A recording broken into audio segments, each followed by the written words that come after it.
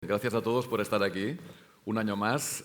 Muy contentos de ver tanta asistencia, tanta respuesta positiva a nuestra convocatoria y sobre todo muy optimistas de ver que las aportaciones son cada vez más creativas, más innovadoras, más positivas, y esto creo que nos genera un optimismo contagioso que esperamos que se siga manteniendo para hacer crecer el concepto de economía circular y que sea realmente adoptado y asumido por todos como pensamos que tiene que ser. Y para mí es un placer estar aquí con Arturo. Arturo, bienvenido. Muchas gracias. Para mí es muy satisfactorio comprobar cómo año tras año va aumentando el número de personas que se suman al movimiento de sostenibilidad y al de economía circular. Si me permites, Carles, yo he recuperado una cosa que utilizaba en los 80 y que yo creo que ya era un ejemplo de ahorro de energía. Hombre. Los que son de mi generación... Esto no estaba preparado, ¿eh? No, lo veo por primera vez. Para nada. Los que son de mi generación sabrán que hemos pasado muchas horas escuchando música en las casetes. Esta es una cassette Bass de mi colección. En este caso creo que está sin grabar todavía, de Ferro Extra 1. Vaya. Y en aquellos tiempos, como había que ahorrar pilas, hacíamos una cosa muy curiosa, que era utilizar esto para rebobinar la cinta. Ya había un ejemplo de economía circular en el uso de los materiales que genera Bass, que por otra parte es un gigante de la economía, de la química y de la innovación. Así es, así es. Bueno, los que hayan reconocido este gesto de Arturo estarán también revelando su edad, porque esto ya es algo que se hacía hace 30 años y quería empezar por ahí, porque tú también te dedicas desde hace 30 años más o menos al periodismo ambiental, ¿no? y a este campo del medio ambiente. Y te quería preguntar, ¿cómo has visto tú la evolución de la comunicación? Bueno, lo primero es decir que somos de la misma quinta casi. Yo soy del 62 y él es del 64, con lo cual hemos tenido trayectorias muy parejas, cada uno en su especialidad. Me preguntabas cómo ha cambiado el mundo de la comunicación ambiental. Yo creo que ha cambiado como de la noche al día. Durante muchos años los periodistas ambientales, los que escribíamos sobre estos temas, éramos los bichos raros de la redacción. Éramos los de los pajaritos y las florecillas. A día de hoy somos periodistas de primera división, abrimos informativos de televisión, tenemos portadas en los periódicos de papel y digitales y, en definitiva, informamos sobre algo en lo que la sociedad ahora mismo está muy preocupada. Y cuando digo la sociedad no me refiero solo a la sociedad civil en el sentido más estricto, las organizaciones ecologistas, sino la comunidad científica, los políticos y el sector de las empresas, que es donde yo creo que se ha producido un gran cambio. Y en este sentido yo tengo también una inquietud, es decir, tú llevas también del orden de 34 o 35 años, además conociendo el mundo de Bass desde diversas responsabilidades en distintos países. ¿Cómo ha evolucionado la sostenibilidad en la compañía en todos estos años? Pues yo diría que mucho. La verdad es que hemos cambiado como compañía, igual que ha cambiado la sociedad y el planeta en esos 30 años.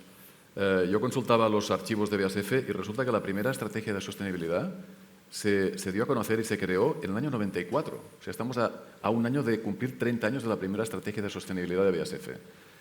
Sostenibilidad era una palabra que casi no se usaba, había pocos expertos, se ponía siempre en el marco de la protección del medio ambiente, no se hablaba de sostenibilidad social ni económica, sino que era cumplimiento normativo. Y fuimos de los primeros que adoptamos el concepto de triple beneficio que John Elkington el año anterior, en el 93, acuñó con su triple bottom line, ¿no? Después de ese inicio pues han pasado muchas cosas. En 2007, por ejemplo, empezamos ya a publicar nuestro reporte integrado, no solo dando resultados económicos, sino también sociales y medioambientales. También en 2008 salimos con nuestra primera evaluación de CO2 de carbono corporativa, hace muchos años, cuando todavía no se hablaba de este parámetro como un indicador de actividad. Y en 2011 se puede decir que salimos del armario, ¿no? Fuimos capaces de crear un nuevo propósito corporativo que es conocido por muchos, que es creamos química para un futuro sostenible, donde la sostenibilidad ya aparecía en el propósito como un pilar del mismo propósito y de la estrategia corporativa, ¿no?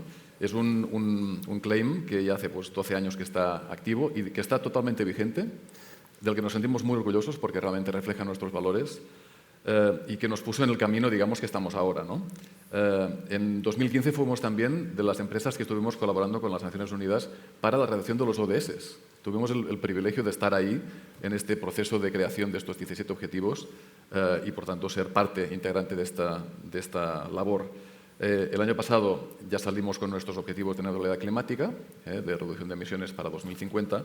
Y finalmente, bueno, llegando a presente, pues en 2023, para nosotros la sostenibilidad pues ya es un vector principal de crecimiento empresarial, porque es un imperativo empresarial y es que además los clientes ya nos lo exigen.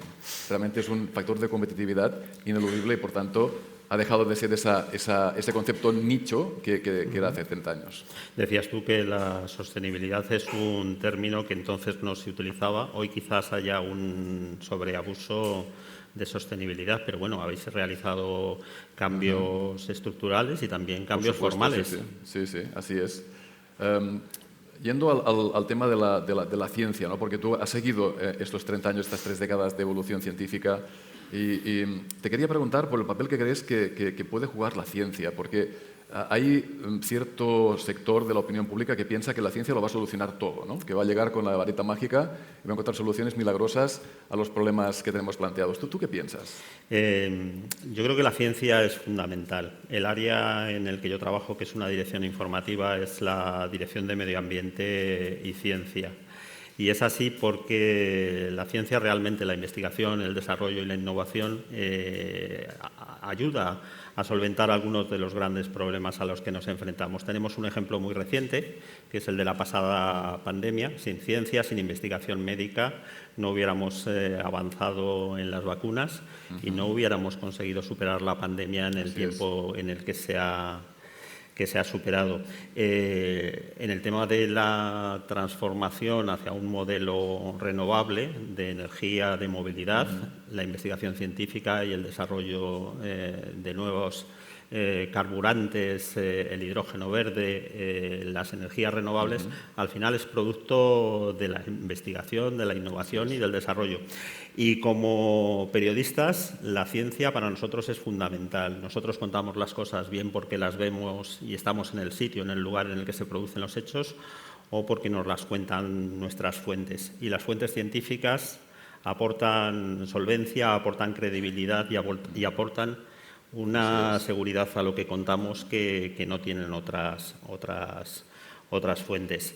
Y en el campo de la industria, la I+D+I también es fundamental. Sí. La primera química del planeta es uno de sus capítulos importantes.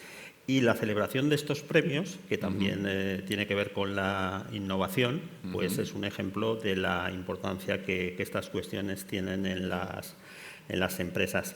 ¿Qué papel juega o quiere jugar BAS en este aspecto? ¿Y hasta qué punto tiene importancia la ciencia en la transición hacia una economía descarbonizada y para lograr esa neutralidad climática, que es una meta complicada? Sí, es una meta complicada, pero como bien dices, es un reto mayúsculo. Yo creo que es el mayor reto al que nos enfrentamos hoy en día. No hay nada más importante que preservar la salud del planeta y de las personas que lo ocupamos.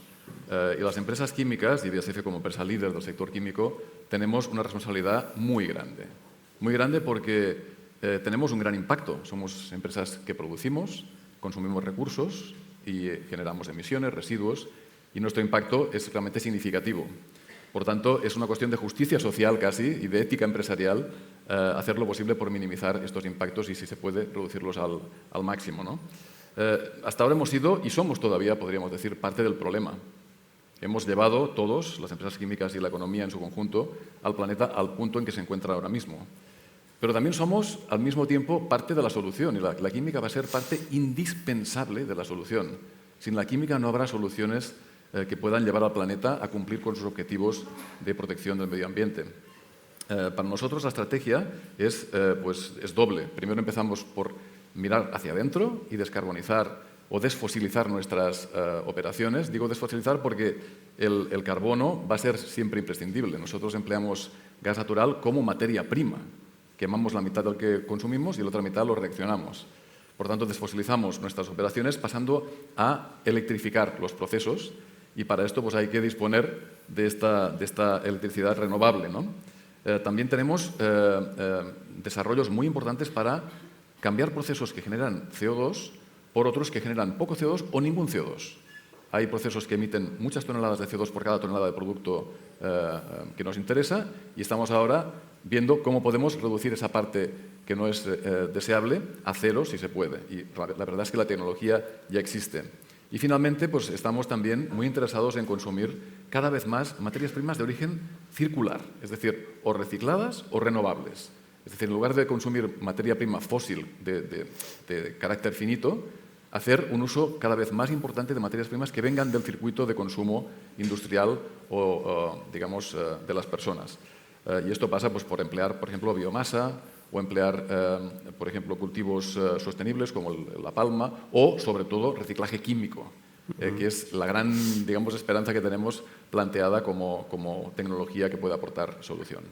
Bueno, puede ser un paso importante. Ayer se daba una información que habían localizado en el mar, en Galicia, una botella de lejía de los años 70, del año de la muerte del dictador, en un muy buen estado de conservación, lo cual significaba que efectivamente esas soluciones nuevas que se están aportando desde el mundo de la I+D son cada vez más necesarias. Bueno, el buen estado significa que el plástico tiene esa capacidad de resistir sin ver alteradas sus características. Eso puede ser muy bueno o puede ser también un problema en algunas aplicaciones. Tú lo decías, parte del problema y parte de la solución. Es decir, hay que contar con los sectores que tienen que transicionar.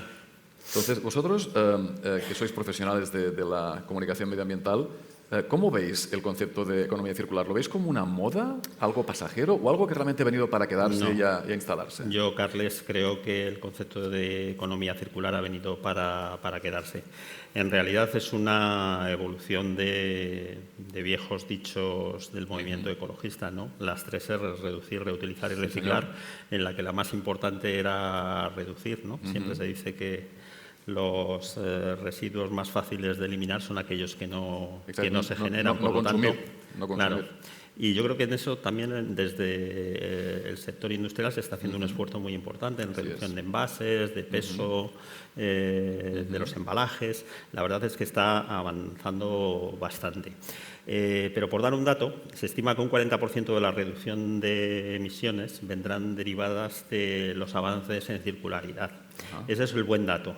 El mal dato es que apenas un 7% a día de hoy corresponde a economía circular, es decir, que hay un gran campo de crecimiento en esta materia. Y bueno, desde el periodismo venimos informando, hablaba la directora general de la importancia de comunicar. El dicho de lo que no se comunica no existe. Y comunicando al final se va creando conciencia. El estado de opinión que hay hoy en día en la sociedad española y en el mundo en general es muy diferente al de hace 3 décadas, cuando tú y yo empezábamos un poco en estas cuestiones. En cualquier caso, las empresas os enfrentáis a un reto múltiple y complicado, complejo diríamos. Por una parte, tenéis que ser más sostenibles, tenéis que descarbonizaros, tenéis que trabajar en red, tenéis que estar conectadas, tenéis que producir nuevos elementos que no sean contaminantes y todo esto lo tenéis que hacer siendo rentables, siendo eficaz, siendo competitivos, creando empleo. ¿Cuáles serían las palancas para conseguir estos objetivos? ¿Cuáles serían esos elementos clave que vosotros estáis poniendo en marcha y que otras compañías pueden copiar? ¿Hacen falta más regulación? ¿Hace falta incrementar la energía verde? Hacen falta muchísimas cosas porque la industria química se enfrenta en este momento quizás al proceso de transformación más importante que hemos vivido nunca. Estamos en una época en la que está cambiando todo y tiene que cambiar de forma acelerada. El reto que decías es cuádruple, de hecho. Comentabas la descarbonización o la neutralidad climática, por un lado, la digitalización, también muy importante, la circularización y, por último, también avanzar hacia un entorno de uso seguro de los productos en un entorno libre de tóxicos, ¿no? Y para cada uno de estos retos hay diferentes estrategias. Nosotros la descarbonización la afrontamos pues desde la inversión que va a hacer la industria química para transformarse es descomunal. La patronal europea cifra en un billón español, no 1.000 millones americanos, sino 1 billón de euros la inversión necesaria para que todos los activos productivos que están ahora funcionando con la tecnología antigua pasen a neutralidad climática. Y en España se calcula 70.000 millones de inversión. O sea, hay que invertir. Nuestra palanca principal es la electrificación, como decía antes. Para eso hay que disponer de energía eléctrica renovable en cantidad suficiente y a precios competitivos, y eso no es el caso ahora mismo, no están disponibles. La estrategia de BASF es comprar energía verde allí donde está disponible, mediante PPAs, y si no, construirla, participar en la construcción de, por ejemplo, parques eólicos marinos, cuya producción vaya a nuestras plantas para abastecerlas de energía verde. Por otro lado, en digitalización, pues aquí en Madrid tenemos un hub digital a pocos kilómetros de aquí, con 500 personas que se dedican a implantar la digitalización en todos los aspectos de los procesos y modelos de negocio de la química. En Tarragona tenemos también la primera red privada de 5G que opera en una planta química en España, que nos ha puesto, digamos, la infraestructura para que podamos empezar a estudiar casos de uso de esta tecnología. Y en Ludwigshafen, en nuestra central, tenemos también el ordenador Curiosity, que es uno de los más potentes del mundo y el más potente de la industria química para desarrollar nuevas moléculas de forma eficiente. En circularización, pues lo decía antes, se trata de acceder a materia prima circular, que eso también es un problema, porque no está disponible. Y ahí tiene un gran papel el reciclaje químico, es decir, esa tecnología que nos permite pues, pasar de colchones viejos o neumáticos viejos o plástico postconsumo a aceite de pirólisis que se puede incorporar a los procesos químicos, ¿no? Y finalmente, el entorno libre de tóxicos pues es un reto porque hay una legislación ambiciosa, que es el Pacto Verde Europeo, con unas derivadas por la industria química importantes, cuyos objetivos compartimos al 100%, pero que impone una serie de ritmos y de limitaciones que nos parecen un tanto, digamos, agresivas, ¿no?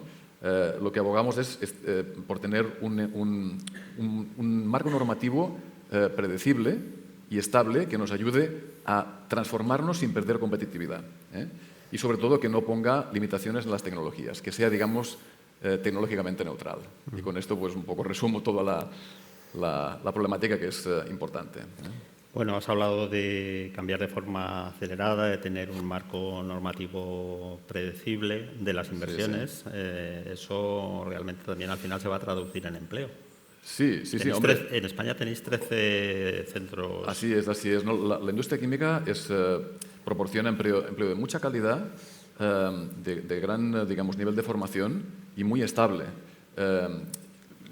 Es verdad que no empleamos a tanta gente como otros sectores, pero es porque nuestro sistema de producción se basa en grandes plantas operadas por un número más limitado de personas. Pero sí que es una de las contribuciones que tenemos a la sociedad, por supuesto.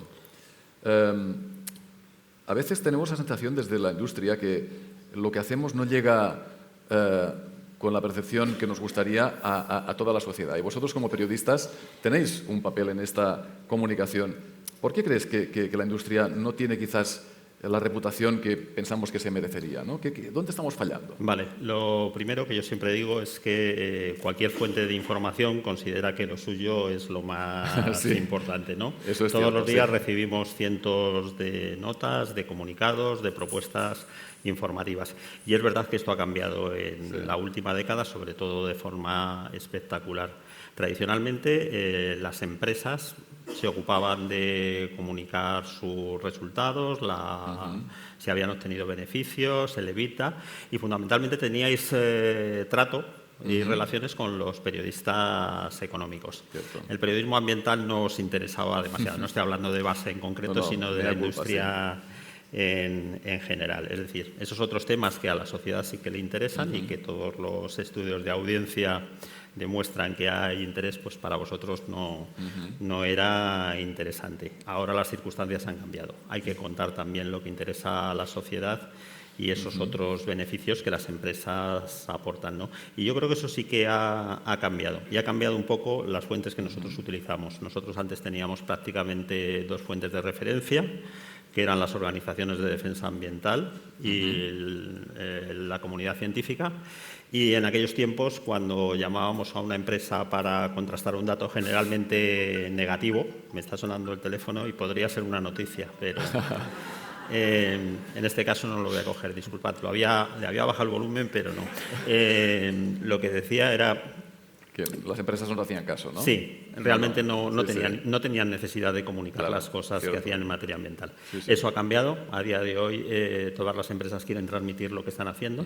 Hay muchas empresas que lo están haciendo por convencimiento, también cuando sus líderes, sus dirigentes, sus CEOs, sus presidentes lo hacen con convencimiento, los cambios se notan mucho más rápido, y desde el mundo del periodismo ambiental nosotros aplaudimos que se haya abierto el abanico de fuentes y el abanico de historias. Es decir, creo que cada vez hay más historias provenientes del mundo de la empresa que merecen la pena ser contados, y solo tenemos un hándicap, que todavía el número de periodistas especializados sobre estas cuestiones es pequeño. Nosotros que estamos en EFE, que somos un medio público, la verdad es que estamos razonablemente satisfechos. Es decir, EFE tiene 5 direcciones informativas, nacional, internacional, economía, deportes, y la quinta es medio ambiente y ciencia. Eso significa muestra la importancia que se le da desde una agencia que es la 4ª agencia de noticias del mundo, con lo cual eso también tiene una capacidad de arrastre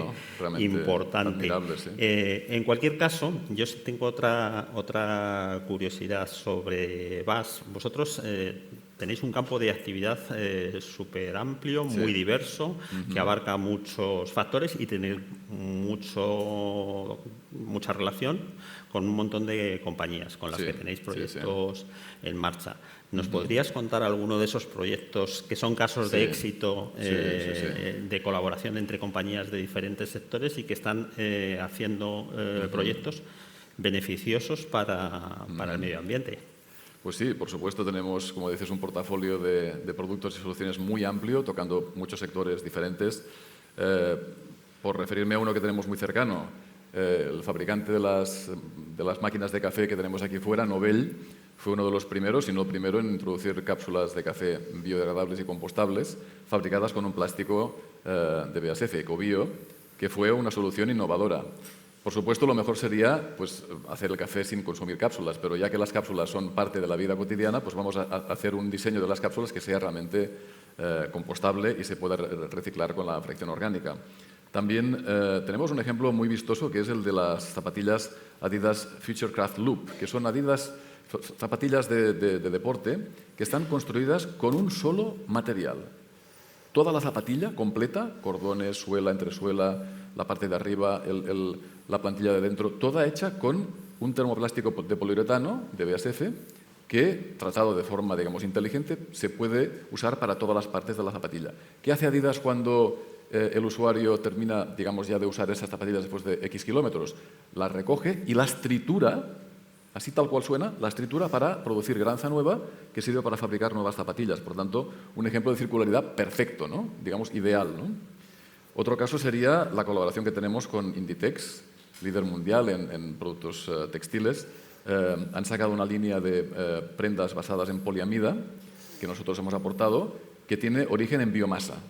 Esto es también otro ejemplo de uso de recursos renovables para producir algo tan cotidiano como son prendas de ropa, y donde estamos trabajando para salir con nuevas aplicaciones que serán dadas a conocer más adelante. Y finalmente me querría referir a un caso muy importante de economía circular, que es el reciclaje de baterías eléctricas de coches eléctricos. Es decir, cuando estas baterías ya llegan al final de su vida de uso, alguien tiene que hacer algo con ellas. Es un material demasiado valioso para simplemente depositarlo en un vertedero. Y nosotros tenemos tecnología y plantas ya en funcionamiento para hacer ese reciclaje, que permitirá que los fabricantes de baterías no tengan que recurrir a las minas para obtener esos metales como el manganeso, como el cobalto, como el cobre, como el níquel, para fabricar baterías con material virgen. Y esto creo que es una aportación importante porque reduce el consumo de material finito y también reduce las emisiones de CO2. Carles podría estar poniéndonos ejemplos toda la tarde. Nos ha puesto 4 o 5 de los más destacados, además de sectores muy variados. pero que demuestra un poco cómo desde los distintos ámbitos de la actividad productiva de este país se está avanzando en las cuestiones de sostenibilidad y circularidad. Así es. Y bueno, ya para terminar, Arturo... sí, porque los ganadores estarán deseando subir a recoger su premio y no vamos a entretenerles más. Una reflexión final sobre cómo crees que podríamos colaborar entre todos para acercarnos más a esos objetivos, sobre todo climáticos, que nos hemos fijado como sociedad y como planeta. Yo siempre lo digo, para mí de los ODS, que nos quedan muy poquitos años para ver si somos capaces de cumplirlo, para mí el más importante es el 17, el de generar alianzas para poder cumplir el resto, porque al final ese trabajo conjunto entre entidades de diferentes ámbitos de actuación, ese crear masa crítica en materia social y ambiental, porque no hay que olvidar que los temas sociales y los ambientales están íntimamente ligados. Vosotros tenéis también una actividad importante, lo que pasa es que no ha habido tiempo para hablar de ese aspecto social. Es fundamental crear alianzas. Nosotros lo entendimos desde hace muchos años y, por ejemplo, por poner un ejemplo concreto, en un proyecto que desarrollamos con SEO BirdLife, conseguimos poner de acuerdo a la Comisión, al Parlamento y al Consejo de Europa para que declarasen el 21 de mayo como Día Europeo de la Red Natura 2000. Desde hace unos años, uno de los días oficiales de la Unión Europea está dedicado a esta red de espacios protegidos, que es la mayor red de espacios protegidos del planeta y que es una red europea y que hasta hace unos años era una gran desconocida. Y en este caso una ONG, pero bueno, proyectos similares tenemos con fundaciones como la Fundación Príncipe Alberto II de Mónaco, con empresas, entendiendo que cada uno hace su trabajo, que nosotros hacemos información, que hacemos periodismo y lo hacemos con criterios y con la independencia que debe ser el periodismo. Entonces, la colaboración y la información. Se hablaba antes de la importancia de comunicar. Yo creo que las empresas ya lo habéis asumido. Tenéis que comunicar y también crear alianzas con entidades que puedan trabajar de la misma manera. ¿Y cuál sería tu recomendación para alcanzar esos objetivos, que no es tan fácil? No son nada fáciles y por eso yo creo que como ninguna empresa es capaz, ninguna institución, ninguna administración es capaz de hacer contribuciones significativas por sí sola a conseguir esos objetivos, lo que hay que hacer es aliarse. Como decías tú, suscribo todas tus palabras al 100%. Nosotros vamos tan lejos como para colaborar con nuestros competidores. En aquellos proyectos de inversión que tienen mucho riesgo, donde una empresa sola no puede asumir tanta inversión, pues colaboramos con empresas como Sabic o como Linde para crear, por ejemplo, el cracker del futuro, el cracker que tiene que funcionar con energía eléctrica. Pues llegamos hasta ese punto de colaborar con empresas que son competidoras nuestras en otros campos comerciales, pero en estos aspectos que nos importan a todos, pues nos ponemos de acuerdo para sumar esfuerzos. O sea que... Me quedo con esa idea. En esos aspectos que nos importan a todos, sumamos fuerzas para buscar esas soluciones. Y me quedo con otra frase que tú has dicho alguna vez, que no podemos dejar que el presente sirva de excusa para no trabajar por el futuro. El futuro empieza en cada minuto, así que para mí ha sido un placer acompañarte en este conversatorio. Igualmente. Y vamos a conocer a los premiados. Y recordemos que queda mucho más por salvar que lo que ya hemos perdido. Es decir, esto es una frase que no es mía, es de un ambientalista valenciano, Andreu Escrivá, que me parece muy inspiradora. Podemos ser pesimistas sobre lo que ya no tiene solución, pero queda muchísimo más todavía por salvar y por cuidar, y en eso estamos entre todos. Pues nada, enhorabuena y a seguir trabajando. Gracias, igualmente.